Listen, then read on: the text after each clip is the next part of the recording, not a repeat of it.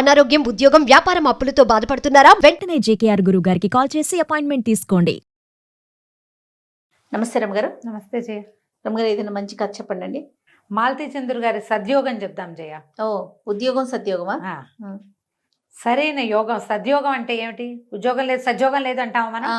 ఉద్యోగానికి వ్యతిరేకం సద్యోగం కాదు. ఉద్యోగం అంటే పని కదా. సద్యోగం అంటే సరి అయిన యోగం. ఓహో, ఉద్యోగం సద్యోగం పని పాట లేదా అలాగా కాదమ్మా. సద్యోగం అంటే పట్టాలి. సద్యోగం మనకి యోగం పట్టాలి కదా. యోగం పట్టిందంటామా సద్యోగం అంటే ఆ యోగం ఉంటేనే ఉద్యోగం వస్తుందన్నా అని. సరైన అద్భుతమైన యోగం పడితే వెళ్ళాల్సిన చోటు ఏదో ఒక ఉద్యోగం, దిగమాల ఉద్యోగం కాదు. సరైంది మన జీవితాన్ని మళ్ళీ బలుపు తిప్పేది. ఇప్పుడు నాకు పట్టింది సద్యోగం. అట్లా అట్లా. ఈ పుస్తకం నేను స్కూల్లో ఉండగానే చదివాను జయ. ఓహో. ఇందులో కొన్ని పాయింట్లు బాగా అర్థమయ్యి అర్థం కానట్టుగా తెలిసి తెలియనట్టుగా ఉండేవి ఆ ఏజ్కి. చిన్న పుస్తకం. మాలతీ చంద్రు గారి పుస్తకాలు అన్నీ బాగుంటాయి. మనం మనసులోని మనసు చెప్పాం వేరేది. అవును. మేఘాల మేలి ముసుగులో చెప్పాం. తర్వాత ఏమో శతాబ్ది సూర్యుడు కూడా చెప్పాం. అవును. నాకు ఇష్టమైన కథల్లో ఈ సద్యోగం కూడా ఒకటి. ఓహో. ఇందులో ఏంటంటే ఒక అడ్వకేట్ కథ రాస్తారు. అడ్వకేట్లు, కేసులు, వాటి మీద బాగా డిస్కస్ చేస్తారు. ఆవిడ ఎంత గట్టి పరిచయం ఉందో వీరికి లీడరీ వృత్తితోటి అనిపిస్తుంది. కథా ప్రారంభం మనకి ఎలా కనబడుతుంది అంటే, వెంకట్రామన్ అనే ఒక సీనియర్ అడ్వకేట్ దగ్గరికి సుమిత్ర అనే లా చదివిన అమ్మాయిని వాళ్ళ అన్నయ్య తీసుకొస్తాడు. ఈ సుమిత్ర మహాముండిది, మహాగట్టిది, చాలా గట్టిగా ఉంటుంది, స్ట్రాంగ్ అభిప్రాయాలు ఉన్న మనిషి. వెంకట్రామను తలంచుకుని రాసుకుంటూ కూడా అవతల వాళ్ళ భావాలు గ్రహించగలిగే లాయర్. ఈ పుస్తకం కనుక చదివితే మనకు కూడా అడ్వకేట్ అయిపోదాం అనిపిస్తుంది. మనం కూడా బిఏలు చదువుదాం. నాకు చిన్నప్పుడు లా చదవాలని ఉండేది. అవునా రమ్మగారు? ఈ పుస్తకం కారణం. ఓహో. చిన్నతనాల్లో అలా ఉంటాయి. ఏదంటే అది టీచర్ని చూస్తే టీచరు. అదే. ఈ పుస్తకం చదివితే బాగా చదివేదాన్ని నేను. అందులో కొన్ని కొన్ని కేసులు కూడా చాలా ఇంట్రెస్టింగ్గా అలా ఉండేవి.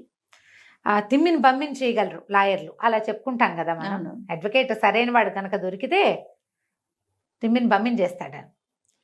అడ్వకేట్లు సరైన వాళ్ళు కాకపోతే ఎలాంటి సమస్యలు ఇరుక్కుంటారో కూడా ఇందులో చూపిస్తారు. ఓహో. కథ చాలా పెద్దది అని నేను చెప్పను, కానీ చదవాల్సిన కథగా కనపడుతుంది. ఈ వెంకట్రామన్ దగ్గరికి చేరుస్తారు. వెంకట్రామన్ గారు ఒక 15-18 సంవత్సరాల అనుభవం ఉన్న ప్లీడరు. తెలుపు నలుపు కలయికతో జుట్టు, మొహం మీద కుంకం బొట్టు, తెల్లటి అడ్డపంచా చొక్కా, అలా వర్ణిస్తారు. ఒక మిడిల్ ఏజ్డ్ ఆయన. ఈ సుమిత్ర ఇంచుమించుగా 30 సంవత్సరాలకు దగ్గరగా ఉన్న వయసు ఉన్న అమ్మాయి. తీసుకొచ్చి చేరుస్తాడు. ఈయనటి ఇలా ఉన్నాడు, ఈయనటి ఇలా మాట్లాడుతున్నాడు, ఏమిటి ఈయన ధోరణి, అలా అనిపిస్తూ ఉంటుంది ఈ అమ్మాయికి. ఆయన మొహం పెద్దగా గిట్టదు, నచ్చల. ఈయన ఎన్నాళ్ళు నన్ను ఉంచుకోడు అనుకుంటుంది. వీళ్ళకి ఒక ఇల్లు ఉండేది. ఆ ఇల్లు ఎవరో ఆక్యుపై చేసి ఖాళీ చేయకపోతే ఆ కేసుని వెంకట్రామన్కి అప్పచెప్పాడు. వీళ్ళ అన్నయ్య రాఘవరావు, సుమిత్ర వాళ్ళ అన్నయ్య. వెంకట్రామన్ గారు చాలా బాగా హ్యాండిల్ చేశాడు. అప్పటి నుంచి ఆయనకి చెల్లె లా చదువుతుంది. లా అయిపోయాక జూనియర్లుగా చేరతారు కదా. ఒక సీనియర్ ఉంటే 10 మంది జూనియర్లు ఉంటారు. చెట్టు కింద ప్లేడర్ల లాగా వాళ్ళంతమంది ఉంటారు. ఈ చెల్లెల్ని ఇక్కడ చేర్చాలని కోరిక. ఈ రాఘవరావు చాలా మంచివాడు. వీళ్ళకి మద్రాసులో ఇల్లు, వాకిలి, ఒక మెడికల్ షాపు. వీళ్ళు బెజవాడ ప్రాంతం వాళ్ళు, కానీ అక్కడ ఏర్పడిన ఏవో విపత్కర పరిస్థితుల వల్ల అక్కడ ఆస్తులు అమ్మేసి వచ్చి మద్రాసు షిఫ్ట్ అయిపోయారు వాళ్ళని చెప్తారు. పరిస్థితి ఏంటో చివరిదాకా మనకు చెప్పరు. ఓహో. రాఘవరావుకు భార్య, పిల్లలు ఉంటారు. సుమిత్రని అవివాహితగానే చూపిస్తారు. పెళ్లి ప్రయత్నం చేస్తున్నట్టు ఏం కనపడదు. ఈయన దగ్గర వెంకట్రామన్ గారికి భార్య, పిల్లలు, ముందుకి ప్లేడర్ ఆఫీసు ముందుండి వెనక్కి ఇల్లు ఉంటుంది. చక్కగా చెంపలు పచ్చగా వజ్రాల ఆభరణాలు ధగధగలాడుతున్న ఒక భార్యని క్యారెక్టర్ కూడా చూపిస్తారు. అలివేలు, ఆవిడ పేరు అలిమేలు అంటారు. ఆవిడ కడుపుతో కూడా ఉంటుంది కథా ప్రారంభంలో. 3-4 పిల్లలు ఉన్నారు, ఆవిడ మళ్ళీ కడుపుతోంది. ఆ కాలంలో 70లలో 5-6 పిల్లలు చాలా సహజంగా ఉండేవాళ్ళు. ఇది 70s 80sలో రాయబడిన కథ. 70s అనే అనిపిస్తుంది. నేను చదివే నాటికి నేను 80sలో చదివా. 70s చివరి భాగంలో అట్లా రాసి ఉంటారు. ఓకే. మంచి అడ్వకేట్లకి సంబంధించిన లాంగ్వేజ్ అంతా కనపడుతుంది. బార్ ఎట్లా చదవటము, తర్వాత ఏమో ఈ బార్ రూమ్లో జోక్స్, ఆడ అడ్వకేట్ల మీద, ఆడ ప్లేడర్ల మీద జోకులు, అలాంటివి. అప్పట్లో లేడీస్ అడ్వకేట్స్గా సక్సెస్ఫుల్గా ఉన్న వాళ్ళు 70s 80sలో కొంచెం తక్కువే. ఇప్పుడు మనం చాలా మంది పెద్ద వాళ్ళని చూస్తున్నాం. మన సమాజంలోనే చాలా మంది ఉన్నారు, చాలా సక్సెస్ఫుల్గా మన సోషల్ మీడియాలో కూడా యాక్టివ్గా ఉండే అడ్వకేట్స్. మనమే 5-6 తోటి మాట్లాడతాం కదా, అవునండి. అప్పుడు కొంచెం తక్కువ. ఒకవేళ చేసినా వాళ్ళేమి లీడింగ్ లాయర్లుగా ఉన్నదిగా అట్లా కాకుండా భర్తల వెనకాలో లేదా ఇలా సీనియర్ల వెనకాలో ఉన్నట్టుగా చూపిస్తారు. అయితే ఈ రకరకాల కేసులు చర్చిస్తారు. ఈ అమ్మాయిని మెల్లిగా ఆయన అలవాటు అవుతుంది, ఆయనకి జూనియర్గా ఉండటాన్ని నేర్చుకుంటుంది. ఆ అమ్మాయికి ఆయన మీద ఒక గట్టి అవగాహన వస్తుంది అనమాట. అప్పట్లో జయ కొన్ని సినిమాలు చూసేవాళ్ళం. లెక్చరరు స్టూడెంట్ని ప్రేమించి పెళ్లి చేసుకోవటం, డాక్టర్లు నర్సుని పెళ్లి చేసుకో తప్పంటల్లా నేను కనపడలేదు. నర్స్ తమ కింద వాళ్ళతోటి, ఓ లెక్చరరు తన దగ్గర పాఠాలు చదువుకోవడానికి వచ్చిన పిల్లల్ని లైన్లో పెట్టటువంటి ఏంటో వెగటుగా ఉంటుంది జయ నాకు. అవును రమ్మ గారు, ఇప్పుడు వినటానికే బాలేదు నాకు. బాగుండలేదు చూడు కదా. అలాగే ఒక సీనియర్ లాయర్ జూనియర్ లాయర్ని పెళ్లి చేసుకోవటం కూడా తప్పని చెప్తాడు ఆయన. వృత్తిలో ఎలా ఉండాలి, మనం ఏం చేయడానికి వచ్చాం, సీనియర్ పట్ల గౌరవం నమ్మకము, గురువు దగ్గర ఒక గురువు దగ్గరకు వచ్చాం మనం నేర్చుకోవడానికి, అంతేగా. అంత మటుకు ఉంచుకోవాలి. దానికంటే ఎక్స్ట్రా అతివేశాలు వస్తే వాళ్ళకి చెడే వీళ్ళకి చెడే, వాళ్ళకి మంచిది కాదు వీళ్ళకి మంచిది కాదు. ఈ సినిమాలలో చూసినప్పుడు నాకు చాలా ఇష్టంగా ఉంది. ఇంటర్మీడియట్ పిల్ల అంటే ఎన్నుంటే బొట్టికాయ, దానికి 17 ఏళ్ళు ఉంటాయి. మాస్టర్ ఒక పీజీ చేసి లెక్చర్ వాడికి 25 ఏళ్ళైనా ఉండాలి, 28-29 సంవత్సరాలు ఉండాలి. ఈ 17 ఏళ్ల పిల్లకి 28-29 లేదా 30-35 ఏళ్ళ వాడితో ప్రేమే ఒకటి నా బొంద. అవును కదా, దిక్కుమాలిన కథలు, అవును అవును దిక్కుమాలిన కథలు. నాకు అలాంటి ఎంత మంటో చెప్పలేను జయ, నేను నాకు చాలా ఇష్టం. వీళ్ళకి ఇంకేం దొరకదా అనిపిస్తుంది. అవునండి. అమ్మాయిలకి ఫ్యాసినేషన్ ఉంటుంది, అబ్బాయిలకు కూడా లేడీ టీచర్ల మీద ఒక రకమైన క్రష్ ఉంటుంది. అది ఏంటంటే అవతల వాళ్ళ మీద అపరిమితమైన ప్రీతి వల్ల జన్మించేది. అది ప్రీతి, దాని వాళ్ళ సక్సెస్ పట్ల వీళ్ళకి ఒక అడ్మిరేషన్, దాన్ని రెండో పక్కకి తిప్పుతారు. అవును, పిచ్చి కథలు, అంటే వెరిముండా కథలు ఏమైనా ఉంటే వినకండి, చదవకండి, చేయకండి. సినిమాలు ఉంటే బ్యాన్ చేసి పారేయాలి ఆ సినిమాని. చాలా ఇష్టంగా ఉంటుంది నాకు. లెక్చరర్ కోసం మాస్టర్ నా వైపు చూసారు చూడలేదని పిల్లలు కొట్టుకోవటము విచిత్రంగా. ఇంకా లేడీ టీచర్ల మీదకి కూడా మగపిల్లలు, అది కూడా అది ఉన్నాయి. crush, అది మరీ ఘోరం అనిపిస్తుంది అసలు. వాడికి మదర్లీ క్రష్ ఉంటుంది, మదర్లీ క్రష్ ఉండాలి, అంతేగాని ఇలా ఉంటే ఎట్లా. అవును, అలాంటి సినిమాలు కూడా ఉన్నాయి రమ్మ గారు. ఉన్నాయి అలాంటి దౌర్భాగ్యాలు. దాన్ని పేరెత్తడమే అసహ్యం నాకు, అందుకే నేను చెప్పట్లేదు. ఓ పెద్దవాళ్ళతోటి మాట్లాడతారు, చిన్నవాళ్ళు కుర్రాళ్ళు, ఏమిటి వీళ్ళకి ఎందుకు ఓవర్ యాక్షన్ చేస్తారు? మీ అమ్మతోటో మేనత్తతోటో పింతలతోటో చేయగలరా? అదే కదా, వాళ్ళ వయసు ఉన్న వాళ్ళతోటి వీళ్ళు ఓవర్ యాక్షన్లు ఎందుకు చేయాలి? ఎందుకు? ఎక్కడో పుడుతుంది ఈ పిచ్చి. అవి ఎక్కడో చదువుతారు, ఎక్కడో వింటారు జయ. ఇప్పుడు ఇలాంటిది ఏదైనా జరిగితే దాన్ని పెద్దది చేయకూడదు. పెద్దది చేస్తే మిగిలిన వాళ్ళంతా దాన్ని ఫాలో అవుతామంటారు, ఈ చెత్తల్లోకి వెళ్తారు. మనకి ఒక వాకిట్లో చెత్త ఉంది, దాని వాకిలంతా పరుచుకుంటామా? ఏం చేస్తాం? దాన్ని ఎత్తి ఒక మూల పెడతాం, దాన్ని బయట పారేస్తాం, కంటికి కనపడకుండా చేస్తాం. ఆ వాసన రాకూడదు మనకి, సమాజానికి తెలియకూడదు అవి. ఈ దిక్కుమాల సినిమాలు, దిక్కుమాల వేరే కథలతోటి సమాజం అంతా దాన్ని ఫైలాయించటం. పెద్ద పెద్ద ఆంటీ ఆ సినిమా చూసినా కూడా నాకు ఎంత మంటో. నేను చిన్నప్పుడే చూసా ఆ సినిమా, నాకు ఎప్పుడు నచ్చలేదు నాకు అది. అప్పుడు జయసుధ ఎంత మంచి యాక్ట్రెస్, ఇలాంటి దిక్కుమాల సినిమా ఎందుకు ఒప్పుకుంది అనిపించింది తెలుసా నాకు. చాలా ఇష్టంగా ఉంటుంది.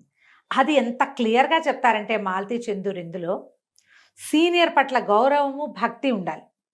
సీనియర్కి తన దగ్గర నేర్చుకోవడానికి వచ్చిన వాళ్ళ పట్ల వాత్సల్యం ఉండాలి, వీళ్ళకి నేర్పించాలనే దృక్పథం ఉండాలి.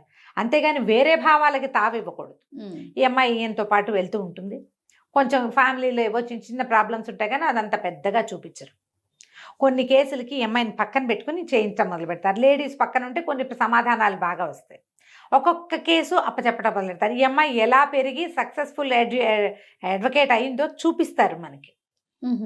ఒక పెద్ద కేసు ఒకటి వస్తుంది, ఆ కేసు భలే, ఆ చిన్నప్పుడే నాకు ఇంట్రెస్టింగ్గా ఉండేది, చెప్తాను అది. ఒక ఆయన చేస్తే, ఒక శెట్టి గారు ఒక ఆయన పరిగెత్తుకొస్తాడు, వీళ్ళు సామాన్లన్నీ ఆయన దగ్గర కొంటారు. ఏంటంటే ఆయన కల్తీ వాడు ఇన్స్పెక్టర్ వస్తాడు కదా, శానిటరీ ఇన్స్పెక్టర్ ఏదో అంటారు కదా, ఫుడ్ ఇన్స్పెక్టర్, ఆయన పట్టేసుకుంటాడు. పసుపు కొమ్ముల్లో కల్తీ చేశారు, సీసం కోటింగ్ వేశారు అని కేసు. ఓహో. ఈయన పరిగెత్తుకుంటూ వస్తాడు ఈయన దగ్గరికి, వెంకటరామన్ దగ్గరికి.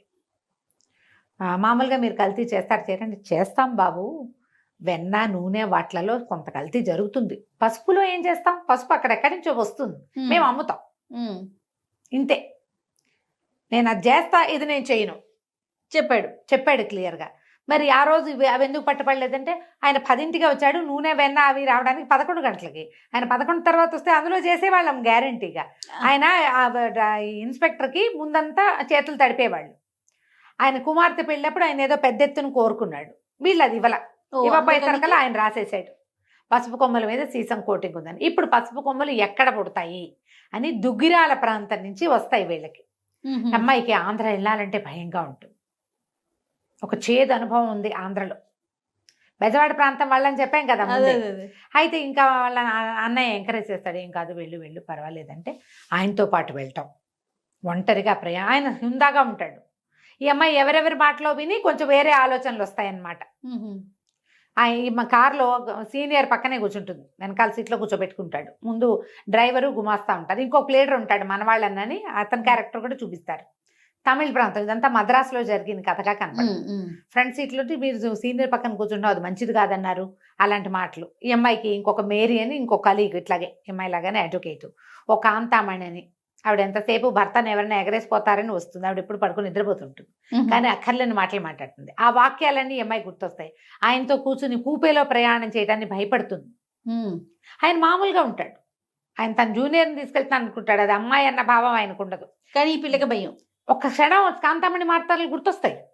అమ్మో వాళ్ళు ఏమనుకుంటారు, అమ్మో ఏమంటారు, ఈయనతో కలిసి వెళ్ళారంటే, ఒకే కూపేలో ప్రయాణం చేసామంటే ఎలాంటి మాటలు పుడతాయి, ఈయన ఎలా ఉంటాడో.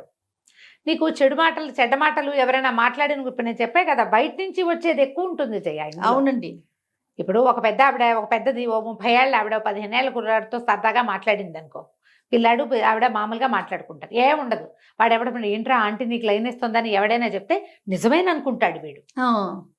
ఇంకా అక్కడి నుంచి మొదలు పెడతాడు. అక్కడి నుంచి అక్కర్లేని వేషాలు, చాలా మటుకు ప్రేమ కథలు కూడా జయ. ఒక ఆడపిల్ల మగ పిల్లాడు కాసేపు మాట్లాడుకోం కానీ మీ ఇద్దరు జట్టు అని మిగిలిన వాళ్ళు వీళ్ళని నమ్మిస్తారు. వాళ్ళలో అంత తీవ్రమైన భావాలు ఏమి ఉండవు, అందరితో మాట్లాడినట్టే మాట్లాడతారు. మిగిలిన వాళ్ళు వీళ్ళు ఎక్కువ మాట్లాడుకుంటున్నారు అని గమనించారంటే వాళ్ళు ప్రోవోక్ చేస్తారు, వీళ్ళు ఫిక్స్ అవుతారు. మీరు గమనించండి, ఒక్కొక్కసారి మన ప్రేమ కథలు కూడా అలాంటివిగానే తేలుతాయి ఆలోచిస్తే. మనంతటా మనకి అంత తీవ్రమైన ప్రేమ అది ఏం పుట్టదు జయ, జరగదట్లా. ఎక్కడో ఒకళ్ళు ఉంటారు లైలా మజ్నూలు, మిగిలిన వాళ్ళంతా స్నేహాలు, ఫ్రెండ్షిప్లు, కబుర్లే. చుట్టుపక్కల వాతావరణమే మనని తీవ్రతలోకి నెడుతుంది, అక్కర్లేని ఆలోచనలోకి భయపడుతుంది. కానీ ఆయన మామూలుగానే ఉంటాడు. అక్కడికి తీసుకెళ్తే ఆ ఊర్లో పసుపు ఎలా పండుతుంది, ఏం చేస్తుంది మొత్తం అబ్జర్వ్ చేస్తాడు జయ ఆయన, ఈ అమ్మాయితో పాటు వెళ్ళి సుమిత్రతో పాటు. చివరికి పసుపు వండుతారు పాత్రల్లో, ఆ వండిన పాత్రల్లో చిల్లు ఇవి కొన్నాళ్ళకి పనిచేస్తాయా, ఏం చేస్తారంటే చిల్లులు పడతాయండి, సీసంతో కళాయి వేయిస్తామని చెప్తాడు. కళాయి వేయబడిన సీసం ఈ దుంపల మీద లేతగా ఒక పొరలాగా అంటుకుంటుంది. ఓహో, అక్కడ జరిగింది, కల్తీ కాదు అది, ఆ పనులలో జరిగేది. అది పట్టుకొస్తాడు, ఆ కేసు గెలుస్తాడు. సూపర్. ఇలాంటివి 2-3 కేసులు చెప్తారు. ఈ అమ్మాయి ఆయనతో పాటు వెళ్ళింది. చివరికి ఏమవుతుంది, ఒక కేసు వస్తుంది. రెండో కేసు ఏమో ఇంట్రెస్టింగ్గా ఉండేది. ఒక కుర్రాడు, అతనికి ఆస్తి రానివ్వకుండా బాబాయిలు అడ్డం పడతారు. ఈ కుర్రాడు తండ్రికి సక్రమ సంతానం కాదు, ఒక ప్రేయసికి పుట్టినవాడు. కానీ ఈ పిల్లవాడు పుట్టాక ఆవిడ పోయింది, ప్రేయసి పోతే ఏం చేశాడు ఆయన, దిక్కులేని పిల్లాడిని తెచ్చి మొదటి భార్యకే అప్పచెప్పాడు. ఆవిడకి పిల్లలు లేరు, ఆవిడ ఈ పిల్లాడిని పెంచుకుంది.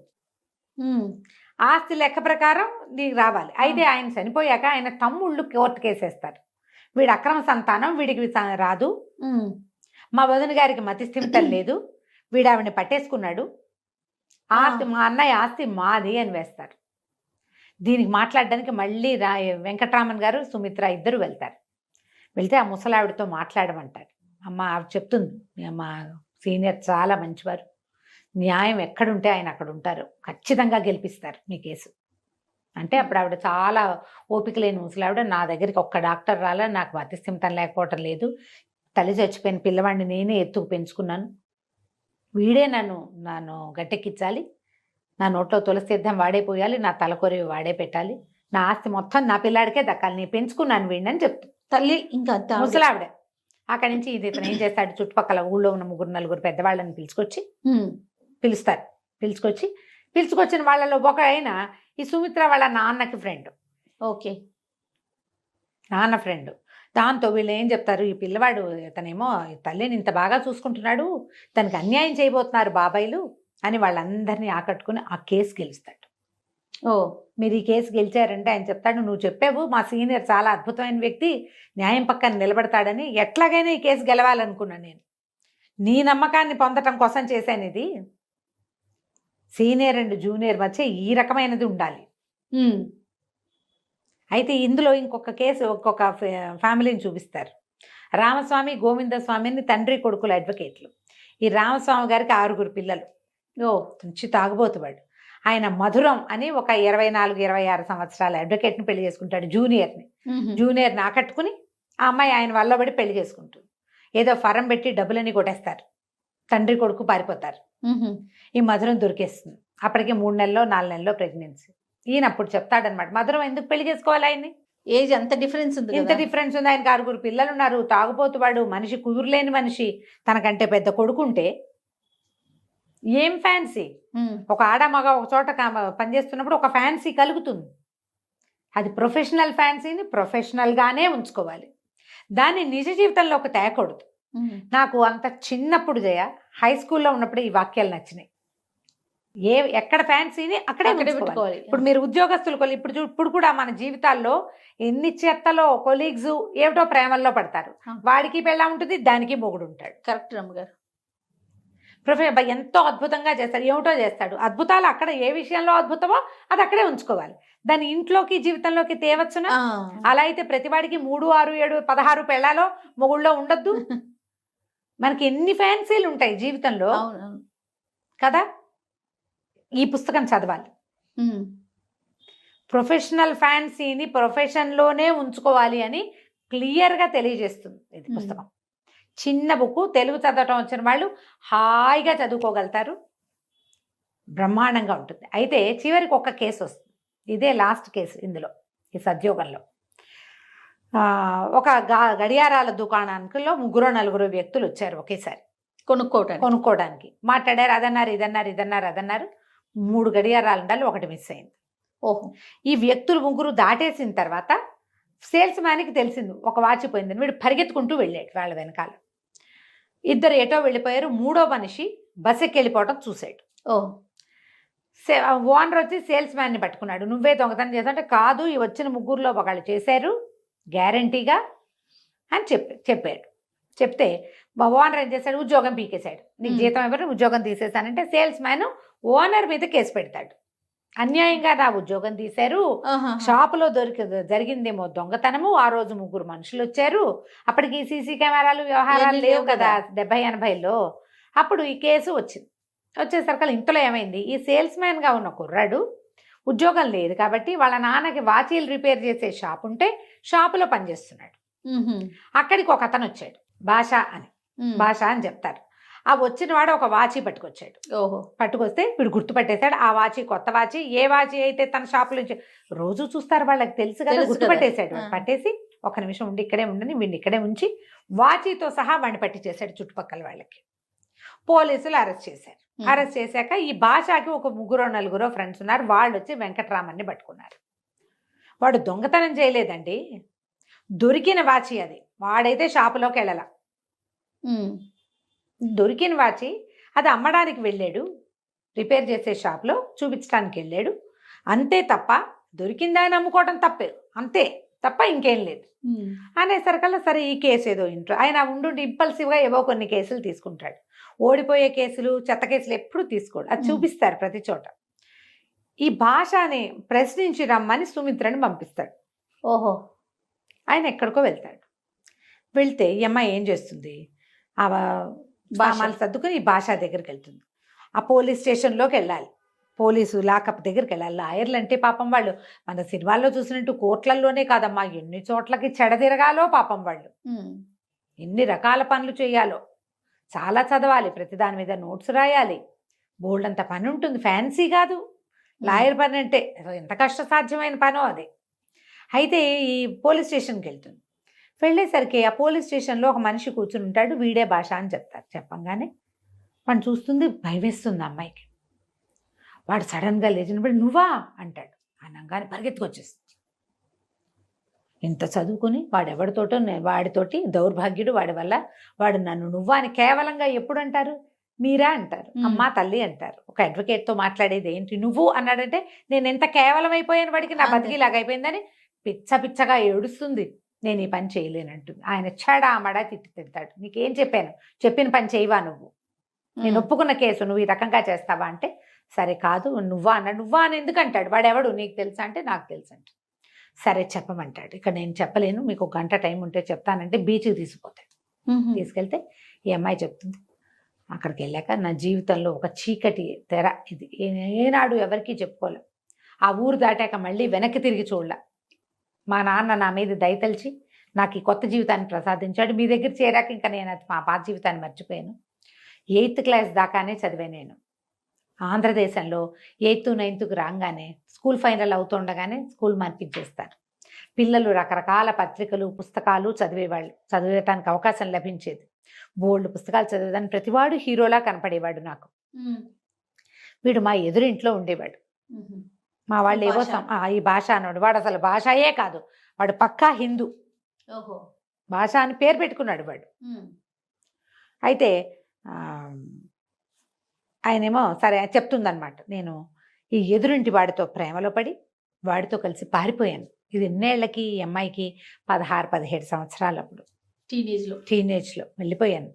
బోల్డ్ నగలు పట్టుకెళ్ళిపోయా. వాడు తేపకు ఒక నగ అడిగి ఖర్చు పెట్టుకునేవాడు. నాకు డబ్బు లెక్కలు ఏనాడూ తెలియదు. అడిగాడు, ఇచ్చేసాను. వాడితో కాపురం చేశాను బోల్డ్ రోజులు. మరి ఒక పిల్లాడితో ఆడపిల్ల వెళ్ళిపోతే చివరికి జరిగేది అదే కదా. తీరా తర్వాత వాడు నన్ను అమ్మేయదలుచుకున్నాడని నాకు తెలిసింది. ఒక ఉంగరం మిగిలితే ఆ ఉంగరం తెగనమ్మి ఎలాగోలాగా బెజవాడ చేరాను. రైళ్లు మారి మారి మారి బొంబాయి నుంచి బెజవాడ ఎలా రావాలో తెలియదు నాకు. ఇంటికి చేరాను. బతికి వచ్చినందుకు సంతోషించాడు మా నాన్న. జరిగింది ఏమిటి అని ఒక్క ప్రశ్న ఇలా. థ్యాంక్ గాడ్ అంటాడు ఈయన వెంకటరామన్. థ్యాంక్ గాడ్ కాదండి, ఆ తర్వాత ఇంకా నా జీవితం అధ్వాన్నం అయిపోయింది. వారం తిరిగేసరికి వాడిద్దరు స్నేహితులను వేసుకుని మా ఇంటి మీద పడ్డాడు. నేను వెళ్ళిపోయిన సంగతి, తిరిగి వచ్చిన సంగతి ఎవరికీ తెలియదు అప్పటిదాకా బయట. వీడు వచ్చాక ఇదంతా గోలగోలు చేసాడు. ఇది నా పెళ్ళామని, నేను పెళ్లి చేసుకున్నానని, నాతో పాటు ఉందని, నేను అప్పుడు చిన్నతనంలో రాసిన ఉత్తరాలని చూపించాడు. ఎంత గోలయిందో. నేను కూడా తెగించి ఆయన రాశాను ఉత్తరాలు. అయినా సరే నేను నీతో రాను, వీడెవడో నేను ఎరగనని చెప్పేశాను. పోలీస్ రిపోర్ట్ ఇచ్చాం.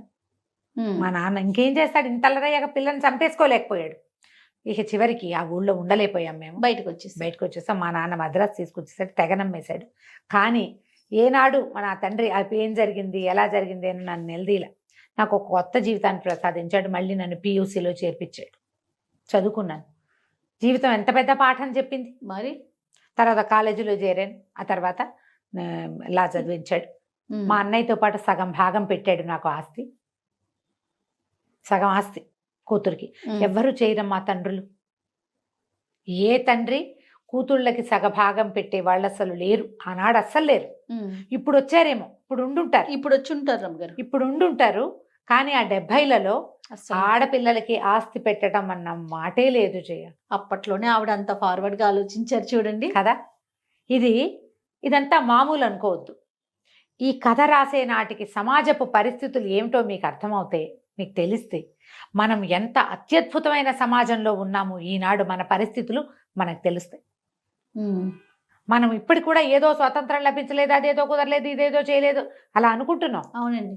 మన ముందు తరాల ఆడవాళ్ళు ఎలాంటి దౌర్భాగ్యపు స్థితిలో ఉన్నారో తెలుసుకుంటే గానీ మన అదృష్టం ఏమిటో మనకు అర్థం కాదు. కరెక్ట్. ఎంత వివరంగా రాస్తారు. తర్వాత నేను ఇక్కడ చదువుకోవటం మొదలుపెట్టా. వాడే వీడు అనేసరికి ఈయన అన్నాడు, అవును వాడు వెధవ దొంగ, నిన్నేదో చేశాడు, నేను ఒప్పుకుంటా. వాడు ఈ పర్టికులర్ చేసి ఉండకపోవచ్చు, నువ్వు ఇదివరకు ఏదో చేశాడు కాబట్టి ఇప్పుడు కూడా అదే చేస్తాడని నువ్వు ఎలా అంటావు? ఓహో, నీ పాత కథలు విని ఏడిపిస్తూ కూర్చుంటే కథ చెప్పుకుంటూ ఉండు, నువ్వు ఇందుకే పనికొస్తావు. ప్లీడరీకి పనికిరావు. ప్లీడర్ అన్నవాడు తన ప్రీవియస్ది పోస్ట్ హిస్టరీ ఈ హిస్టరీలు చెప్పకూడదు. వచ్చిన క్లయింట్కి న్యాయం చేయగలవా లేదా అనేది చూడాలి. క్లయింట్ న్యాయమైన వాడు అతను ముందేం చేశాడు కాదు, ఈ పట్టు నీ దగ్గరకు వచ్చిన కేసులో ఏం చేశాడో కనుక్కోవా నువ్వు అని ఆయన చేసేస్తాను. వచ్చి పనికి మాలిందానివి, నువ్వు ఇంట్లో కూర్చో అని నానా తిట్లు తిడతాడు. జాలిపడ్డు, అదంతా జాలిగానే ఉంటుంది ఆయనకి. ఈ అమ్మాయిని ఎట్లా కొట్టేస్తాడంటే మాటలతోటి సమ్మెటిపోట్లే. మెల్లిగా అమ్మాయి మనసు దిటవు చేసుకుంటుంది. నిజం, అప్పుడేదో చేశాడు, ఇప్పుడేంటో వాడి పరిస్థితి. ఆలోచనలోకి వెళ్తుంది. నేను చేస్తాను, ఇక నేను నమ్మను, నీకు అసలు క్లయింట్ పట్ల నమ్మకమే లేదు, వాడి మీద బోల్డని అనుమానాలు ఉన్నాయి, వాడు నేను చిన్నప్పుడు ఏదో చేశాడు కాబట్టి ఇప్పుడు కూడా వాడు అలాగే చేస్తాడని నువ్వు ఎలా చెప్తావు? ఎలాంటి వాడైనా మారచ్చునే. పైగా అవేవో చేసి ఉండొచ్చు, ఈ పర్టికులర్ దొంగతనం వాడు చేసి ఉండకపోవచ్చు, వాడు లబోదిబం అంటున్నాడు, నేను కొట్టుకే వెళ్ళలేదంటున్నాడు అని గట్టిగా వాయించేస్తాడు. ఏమైనా సరే కేసు చేసి తీరుతానంటూ. సరే ఈయనేం చేస్తాడు, రాత్రే పోలీస్ స్టేషన్కి వెళ్తాడు. వెళ్ళి వాడిని తెగదిట్టి వాళ్ళ నాన్న వాళ్ళ అన్నయ్య పబ్లిక్ ప్రాసిక్యూషన్కి చిన్న చిన్న అబద్ధాలు చెప్పి సాక్షిని బెదరగొట్టడం మంచి సరదా వెంకట్రామన్కి. పబ్లిక్ ప్రాసిక్యూటర్గా ఉన్నాడు. బొంబాయిలో పిల్లలు ఎవరెవరి పిల్లల్ని నువ్వు అమ్మేవో అవన్నీ సాక్ష్యాలు తీస్తున్నారు, నీ పని శంకర్గిరి మాన్యాలే అని బాగా బెదిరిస్తే వాడు లబో దిబోమని, బాబు కాదండి మేము దొంగ సామాన్లు కొంటాం, వాడు ఒకడు నాకు పట్టుకొచ్చి ఇచ్చాడు, రోడ్డు మీద దొరికింది కాదు కానీ పట్టుకొచ్చి ఇచ్చాడు, నేను అసలు ఆ షాపులోకే వెళ్ళాలా, షాప్ తెలియదు నాకు, ఆవిడని క్షమించమనండి, మీరు ఏం చేయమంటే అది చేస్తానని కాళ్ళు పట్టుకుంటాడు. రేపు వస్తుంది మర్యాదగా మాట్లాడమని చెప్పి రాత్రే వీడిని రిపేర్ చేస్తాడు ఆయన. మర్నాడు సుమిత్ర వెళ్ళి వివరం అంతా తీసుకుంటుంది. ఒక కళ్ళజోడు పెట్టుకుని ఉంటాడు అతను, ఈ పర్టికులర్ భాష అన్నవాడు. వాడి పేరేంటో మళ్ళీ చెప్పరు ఇంకా మనకి. అదే ఆ అమ్మాయి కేసు పకడ్బందీగా ఫైల్ చేసి కేసు గెలిపిస్తుంది. 15 రోజులు సాధారణ శిక్ష, దొరికిన వస్తువుని పోలీసులకు అప్పచెప్పకుండా అమ్మ చూపటం అనే విషయం మీద 15 రోజులు సాధారణ జైలు శిక్ష విధిస్తారు. విధించాక ఈయన చెప్తాడు, నువ్వు నేను ఇక నుంచి పార్ట్నర్స్మి, ఇప్పటిదాకా నువ్వు జూనియర్వి, నువ్వు ఈ కేసు ట్యాకిల్ చేసిన విధానం ప్రకారం మనిద్దరం ఫర్మన్ కలిసి నడుపుకుందాం, నువ్వు నాతో సమానమైన దానివని ఒప్పుకుంటాడు. ఈ కేసు గెలిచేసి అంతకుముందు 2-3 కేసులు చిన్న చిన్న కేసులు గెలుస్తుందమ్మ, ఏమైనా పంపిస్తాడు నువ్వే హ్యాండిల్ చెయ్యి అని. జీతంగా అప్పుడో 1500 అప్పుడో 1500 అలా ఇస్తాడు. ముందంతా వదిన గారు ఈయన జీతం ఇవ్వట్లేదు, రోజు పరిగెత్తికి వెళ్ళిపోతుంది, ఎంతసేపు ఆయన చూడడానికి వెళ్తుంది, అలాంటి చిన్న చిన్న మాటలు కూడా వినపడతాయి. ఇళ్లల్లో కూడా అలాగే మాట్లాడతారమ్మా, ఆఫీస్ గురించే మాట్లాడుతున్నారనుకో, ఇంటికి వెళ్ళాక వాళ్ళు ఎవరి మీదో వీళ్ళకి ఆకర్షణ కలిగిందని నమ్ముతారు. సమాజం అట్లా ఉంటుంది జయ, సమాజం ఏ రకంగా ఉంటుందో కూడా చూపిస్తారు ఇందులో. మనకి ఎలా ఉండకూడదో మనకి తెలియజేస్తుంది ఈ సద్యోగం. మనం ఒక ప్రొఫెషన్లో ఉంటే ప్రొఫెషనల్ ఫ్యాన్సీని ఎలా ఉంచుకోవాలో చూపిస్తుంది. పర్సనల్ లైఫ్ వేరు, ప్రొఫెషనల్ లైఫ్ వేరు. ఈ అమ్మాయి ఇక్కడ పనిచేస్తూ ఉండగానే ఆ వెంకటరామన్ గారికి మళ్ళీ కొడుకు పుడతాడు. అమ్మాయి ఆవిడ కడుతోందని చెప్తాంగా, కొడుకు పుట్టాడని. తర్వాత ఏమో ఇంకా కొద్ది రోజులు పోయాక భార్యాభర్త పిల్లల్ని వదిలిపెట్టి కొడైకెనాల్ సమ్మర్లో ట్రిప్కి వెళ్ళారని. ఆయన ఎక్కడ ఈ అమ్మాయితో అతిగా చనువు తీసుకున్నట్టుగా చూపించారు. ఈవిడ మాత్రం వెంకటరామను ఆయన డ్రెస్సింగ్ వాటి గురించి చెప్తుంది, పరిశీలిస్తుంది. ఆయన పరిశీలించినట్టే కనపడ్డు. చివరికి అమ్మాయి ఏడుస్తూ ఈ కథ చెప్తున్నప్పుడు అప్పుడు పరిశీలిస్తాడు. చాలా బాగుంటుంది. పుస్తకం దొరికితే కొనుక్కొని, చిన్న పుస్తకం 100 రూపాయల లోపే, సద్యోగం, మాలతి చందూర్ గారిది. అండ్ నేను ఇంకొక టిప్పని ఇక్కడ ఏం చెప్పదలుచుకున్నానంటే, మనం చాలా నావెల్స్ కథలు చదువుతాం, కథలు మనని కళలు అనేలాగా చేస్తాయి చాలా నావెల్స్. మనకి తెలియని ఒక కొత్త తలుపుని తెరుస్తాయి ఏదో, కానీ మన జీవితపు తలుపులు తెరుచుకునే అవకాశాలు చాలా నావెల్స్ ఇవ్వవు. ఆ జీవిత సత్యాలు తెరిచే తలుపులు మాలతి చందూర్ గారు తీస్తారు.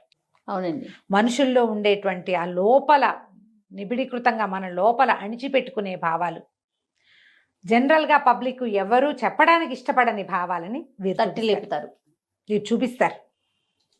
ఆలోచించండి, చదవండి. తప్పకుండా. నమస్తే. నమస్తే జయ.